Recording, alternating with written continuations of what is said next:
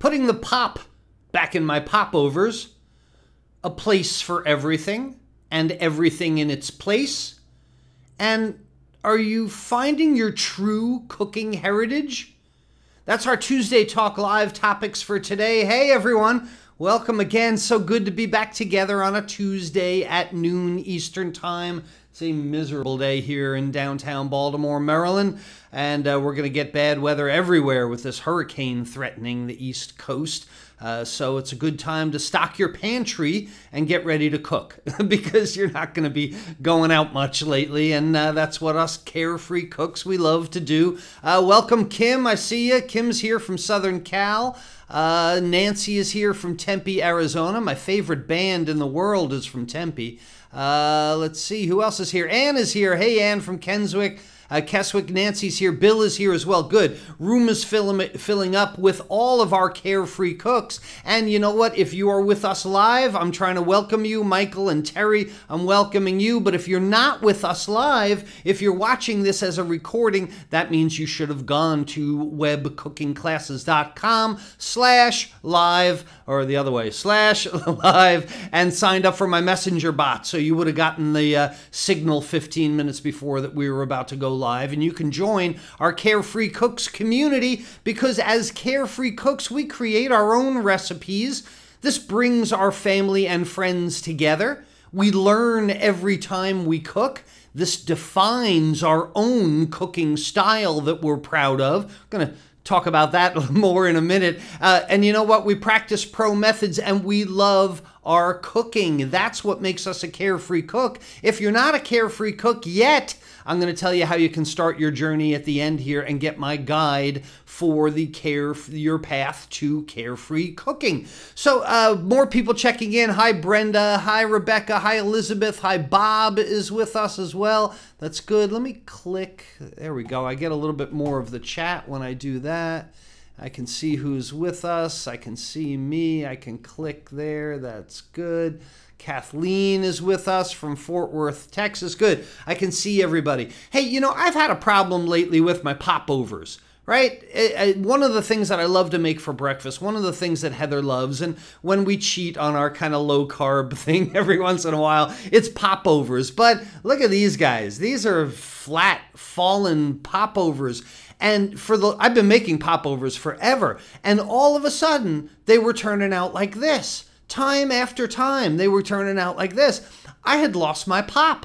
And so when your wife says to you, baby, you've lost your pop, you know, that's really concerning. You don't want to serve up flat popovers. You want nice, big, round popovers. Okay, so what do you think I did as a carefree cook? Of course, I went and found a better recipe. No, of course not. I had been making them the same way. It's got nothing to do with the recipe. And this is something that I hear all week long from people all over the world. Chef Todd, I made this recipe and it didn't work out. What's wrong with the recipe? Well, look, everything is wrong with the recipe, but you can still use those instructions on the written piece of paper there and come out with something great if you know the methods behind it. And this, of course, is the basic tenet of carefree cooking, is knowing the methods. So I start to explore, I start to say, what could affect the leavening of this product? Because what I really want is something like this. These are the good popovers. And once I figured this all out, I knew that I would never make a flat popover again. What had changed for me? Am I going to go on this incredible journey of trying to find recipe after recipe and try this one and try that one? That's a treadmill. That's a cooking treadmill that never ends. That's why carefree cooks are different. We're getting places, right? We're not on a treadmill. We're moving forward. So I start to think about popovers. Now, popovers are a cousin to pancakes, right? Have you ever made a pancake like this one? You know, real thin, lacy kind of pancake that spreads all over your griddle? I've made those too. Well, I start to put this together because I don't like pancakes like that. And I don't like fallen popovers. I'll tell you what I really like is this. I like a big, high, fluffy pancake. So what can I learn from the way that I make pancakes that I can put into my popovers? Or at least what's a big difference between my popovers and my pancakes? And anybody know the answer to that, by the way? Hey, here's a in-question quiz. Someone from India checking in. And I'm sorry I can't read that type, but welcome. Tell me in the chat box right now, what's the basic difference between a popover and a pancake? From a chef's perspective, from a carefree cook's perspective, tell me in the chat box, what is the difference between a pancake and a popover? While I see who else is joining us now. Diane is here from Northern Ontario. Welcome. Hi, Sharon. Hi, Lex from Saudi. Wow. Hi, Linda is with us. Bob Dudley has joined us as well. All our friends are here. Joan is here. People are starting to say leavening. Yeah, Karen Balmer is here, hon. Betty Williams is here from Nova Scotia. Good, I'm getting the answers that I'm looking for. Leavening. What about the leavening? What's the difference in the leavening? Well, pancakes are leavened mechanically. Pancakes have a mechanical leavening agent. Whoops, it would be that one, right? Is a chemical leavening agent. Baking soda, baking powder, that when it reacts with an acid, it will release carbon dioxide, which leavens your product, which leavens your pancakes, your muffins, things like that. So this is the first place I'm gonna go. When I start to try and diagnose what's wrong with my fallen popovers, the reason that they're falling, that's leavening, okay? That I don't think that has much to do with what temperature I bake them at necessarily, or how long I mix them, or anything. If it don't pop, it has to do with leavening. So everybody that is guessing, or not guessing, that everyone here that knows the difference between a popover and a pancake is leavening, but specifically, pancakes have baking soda, baking powder. Popovers are leavened mechanically or naturally. Popovers are leavened by steam.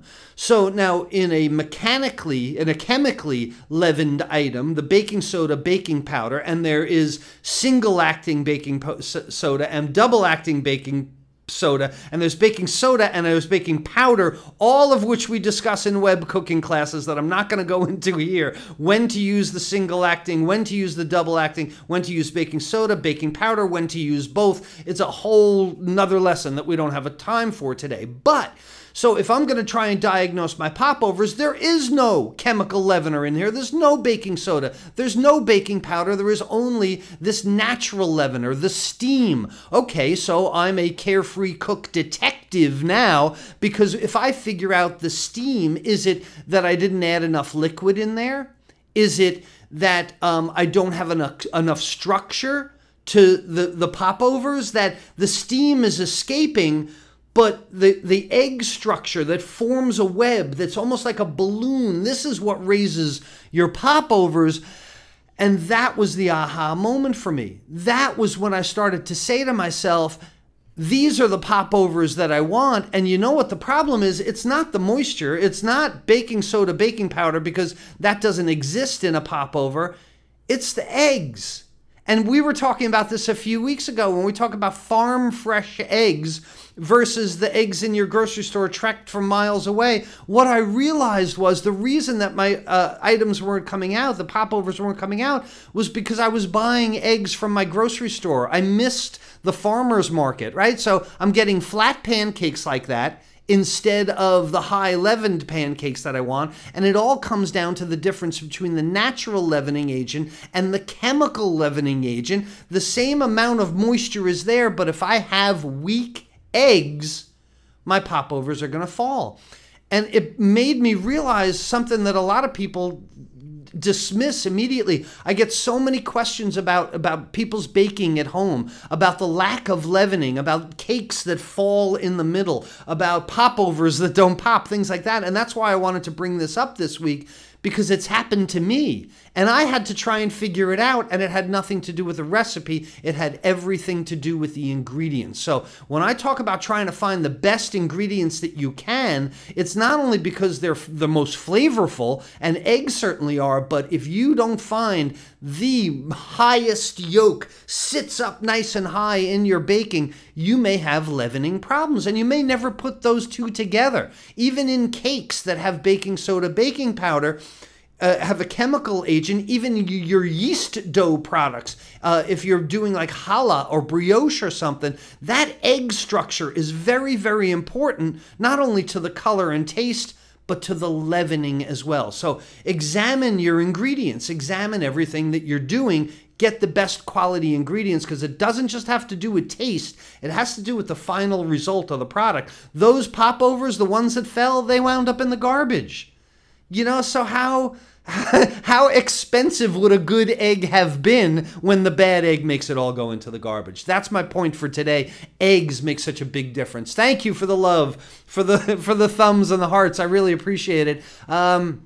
Who's talking to me now? Yeah, and Yorkshire pudding is a popover. You're right. That's why your Yorkshire puddings fall, because either not enough egg or not a good enough egg in that respect. Hey, James, thanks for holding. Thanks for signing in. Sarah, yeah, protein structure. You need the structure. This is another problem with oven temperatures potentially being too high, because this is the first thing we do in web cooking classes. I have you test your oven, and your oven is lying to you. I guarantee it. I've been doing this for a decade, and it's like 90% of ovens are leavening. So if your oven is too high and all the moisture escapes before the proteins have the opportunity to set, all your cakes will fall. Everything will die. Nothing is going to work out. So it's a delicate balance, but when you know the methods, it enables you to diagnose these things as well. April's here from New York City. That's great. Hey, Chef from Nigeria. Wow, Chef Matthias is with us from Nigeria. That's great. We're having a good time. All right,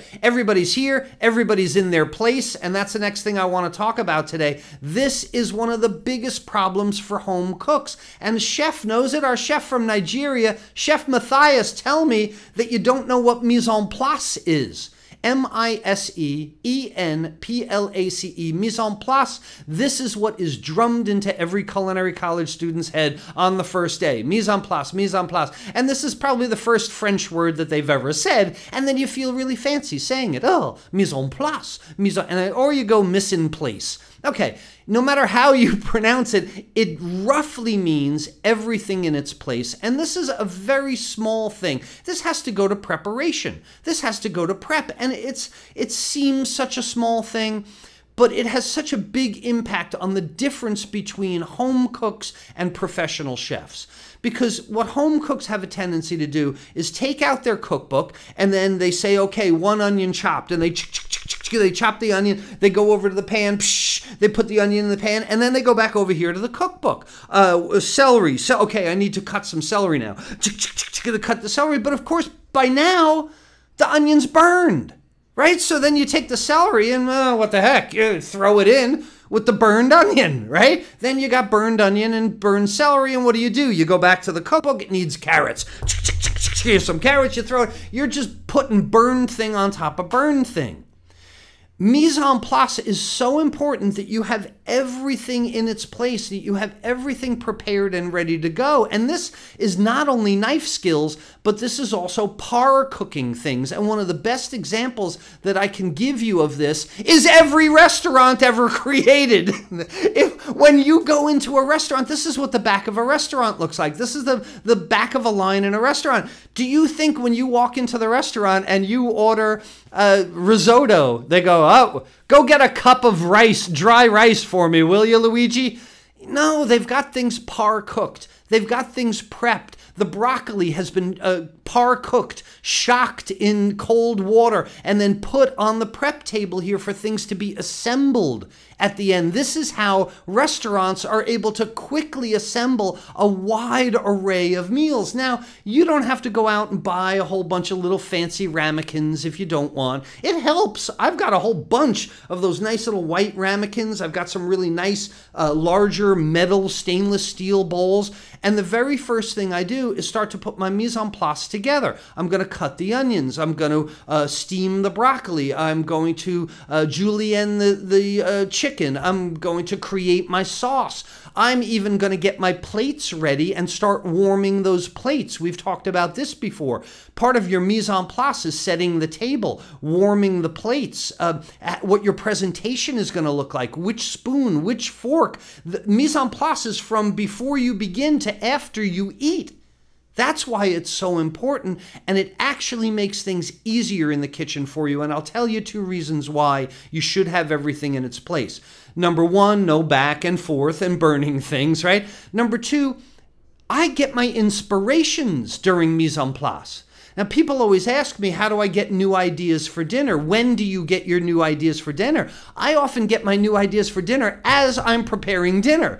So I might start out thinking I'm going to make a chicken stir fry, and I'm going to cut the onions in a julienne. I'm going to get the broccoli, and then I might notice that can of coconut milk I have in my pantry. And the coconut milk gets in my head, you know? And now I'm starting to cut the red peppers, and I'm still thinking about that can of coconut milk that's in the pantry. And before I know it, I started with a basic stir fry, and now I've turned it into some Caribbean jerk seasoning. It happened to me last week, and I posted the photo in our Carefree Cooks community. I created this coconut lime blackened chicken Caribbean dish that literally came out of my head as I was cooking it. So it's another reason that mise en place is so important, to not only have your proportions, your ingredients prepared with your knife skills. It gives you more concentration on how this is going to look at the end. It gives you more focus on the order in which you put things. Have you ever cooked something and at the end go, oh my God, I forgot the string beans, or I forgot the sesame seeds, or something? We've all done that, right? So when you could do good mise en place, when you put that all together, everything's in its place. You can just put it on a cutting board if you want. You don't need bowls, right? Then you line them up in the order that you're going to put things together. So I started to say the best example is a stir fry. You can't take the direct conductive heat of a wok or of saute and put onions, mushrooms, broccoli, and carrots all at the same time, because they're entirely different textures. You're going to have very hard carrots and very small disintegrated mushrooms. Everything needs to be par cooked. Steam the broccoli, maybe saute or poach the carrots first, whatever you want to do. That way they're all the same tenderness. That's the best example of mise en place that also includes cooking the items. And the best reason to do your mise en place is just so you don't wind up with a huge cooking fail. The best thing about mise en place is you don't burn stuff, because you don't walk away. You don't, oh, I have to go get this. Where's that hoisin sauce? Where's the thyme? Back in my closet there somewhere, right? You waste so much time searching for ingredients that are not appropriately mise en place that things invariably burn. Everything in its place, everything ready to go. Spend the time prepping your ingredients, and you'll find that your cooking is actually better, if not faster, and you'll enjoy it more. That's the idea. So the question becomes what to cook. This is the number one question asked of me all the time. I get it every week. Chef Todd, how do I know? How do I know what ingredients go together? How do I know what flavors go together? And the best way for me to guide people in this respect, it comes down to your cooking heritage. If you're looking for a place to start, Chef Todd, what seasonings go together? Chef Todd, I don't know what would go with rutabaga, or when I should use lemon, or when I deglaze, can I use wines? Can I use broths? I get bombarded with these questions all the time, and I don't know. I don't, I'm not a snotty chef. I don't want to seem snotty, and I don't want to go, heck, I don't know, but I don't know. I don't know what's good to you. And that's the thing. I can tell you what's good to me. You may hate that, right? Everybody, this is one of the things that makes cooking so amazing, is that you can take the same 5 basic ingredients and make everything from popovers to brownies. You can take a fish and cook it 100 different ways, an egg, a chicken. We talked about the 8 amazing things that eggs do in the kitchen. So, with the choice of thousands and thousands of ingredients, how can you ask me to pick one to tell you that that would be good for you to eat? And it goes with the other things that you like. I just don't know. But I can help you on a path to trying to decide. So One of my favorite classes that I used to teach in culinary college was international cuisines. It was an international cuisines class, and the class was really, really exciting. It was really, really fun, but in some respects it got a little repetitive because the class was pretty much the same each week, in that we would take a country or a region and go down the same 5 basic criteria, and it went like this. Number 1, what's the climate like? Because what you can grow is what you can eat. Number 2, of that climate, what is it sustaining? Can you grow things, in the ground? Can you feed animals? Can you graze animals? Are you near the shore? Can you fish? What is the weather like, the climate, and so on. We would examine the religion. What are the religious aspects of this country or region that would dictate what they do and don't eat? We would examine culture. What are the beliefs and disbeliefs? Above and beyond religion, there are cultures about what is eaten or should be eaten or shouldn't be eaten. And each week we would go down these different criteria and examine why the people there ate things. And it becomes obvious. I don't have to draw this out. This was a 5-hour class. This used to meet 5 days a week for 5 hours. So we got a good global explanation. So it'd be about an hour lecture, about 3 hours of cooking, and an hour of cleaning up. So to turn this around to you, if you were to come to my international cuisines class, I would ask you to examine your cooking heritage. If you really want to know what foods go together and you don't know where to start, ask Grandma, or at least look at the things that you're cooking today. I'll use myself as an example. I grew up in New York. I grew up on Long Island, right? And I consider myself your basic American kid, I'm not steeped in the cultural traditions of my past, but I love lox and bagels. I love pot roast and brisket. I love a good deli. Okay, so I'm from New York. My grandfather was a German Jew. How do you think I wound up liking lox and bagels, salmon, matzo ball soup I like?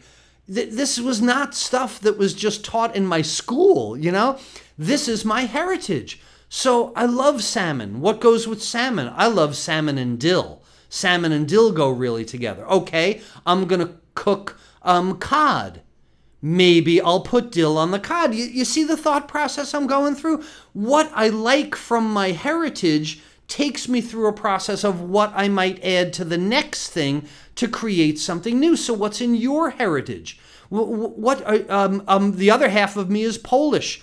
I've always loved pierogies. Never known why. Now I do. Grandma made me pierogies. Grandpa made me pierogies. Why now do I like ravioli so much? Why now do I like to make my own pumpkin ravioli in the fall? Why do we like empanadas? Why do we like Indian samosas? These things were introduced to me as part of my food and cooking heritage. That's where you start.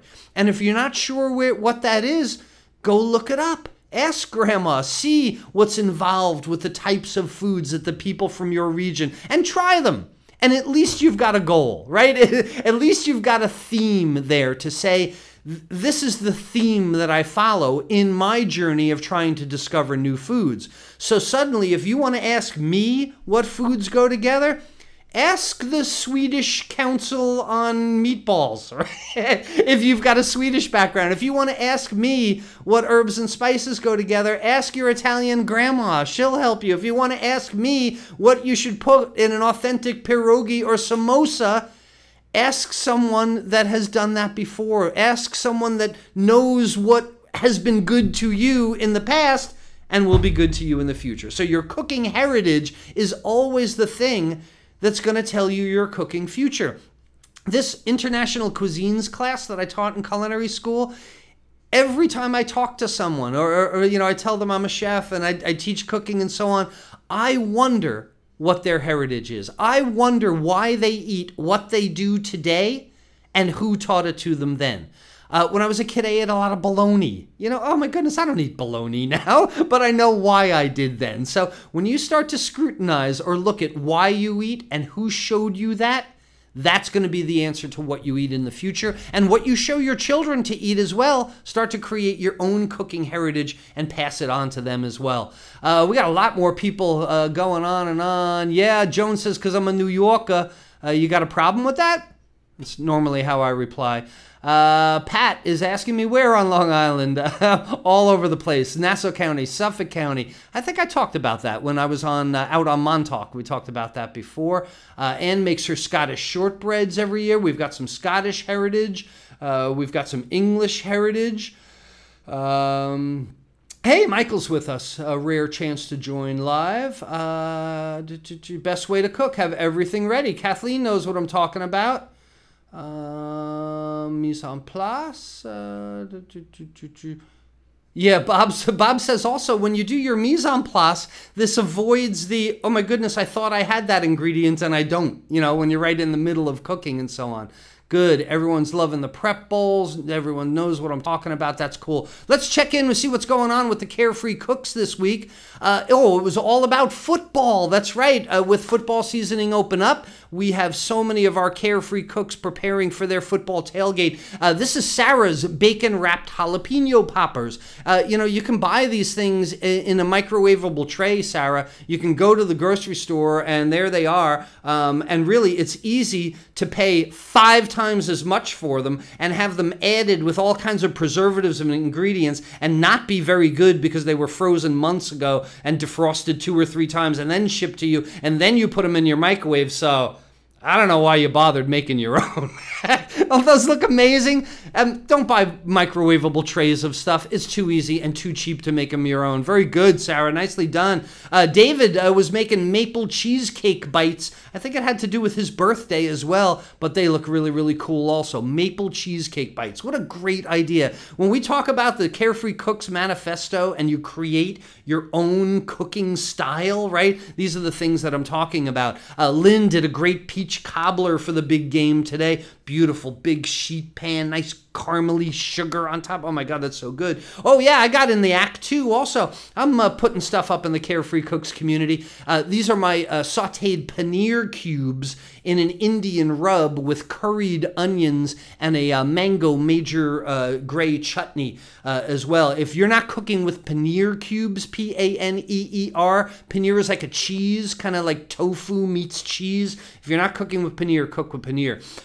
Who's making the sourdough pretzels? Michael was making sourdough pretzels for the big game. That's in a class in web cooking classes as well. My famous beer pretzels. He took a Carefree Cooks twist. Pretzel. He took a twist. Oh, what a good pun.